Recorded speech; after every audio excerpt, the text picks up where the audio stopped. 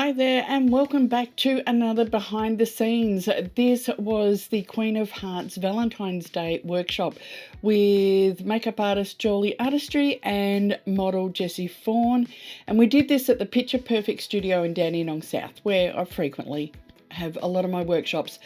We started off with constant lights and we had the Neewer RGB LED lights. So we had the CB 200 and 300C, and in the background we also had the TL 60 and 90 light ones, and these are fabulous products. I love using them. Having constant light, it meant that everyone could sort of jump in and get all their shots at once. So everyone was just jumping in. They were super excited to be able to capture this. And we were shooting red on red on red. So it was quite challenging. So we had Jessie in this red outfit with a red wig. We had a red background, and you can even see on the light ones in the background, we also had red gels on at one stage. We were using the Neewer Gobo to put some different effects on the background, and the Tellison Mini Fogger. You've seen this in so many of my workshops. I love using them. Now, the light ones are actually really easy to use, and you just swipe them up and down to change the different colors. And as you can see, they're not hot, so your models can actually hold them. So we had the gobo back on and then we took it off again.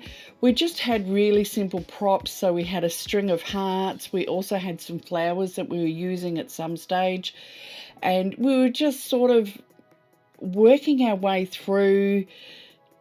Everyone was just getting lots of shots. We also had all this fabric, so that's just Jolie jumping in to fix some hair.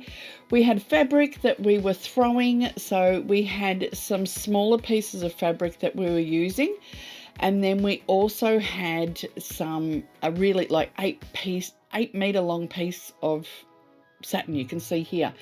Now we'd switched over to flash, so we were using the Godox AD200 Pro 2 and the AD300 Pro 2, and we wanted to use flash as opposed to constant light because we were moving this fabric. We wanted to be able to do burst mode, and both of these lights are brilliant for that.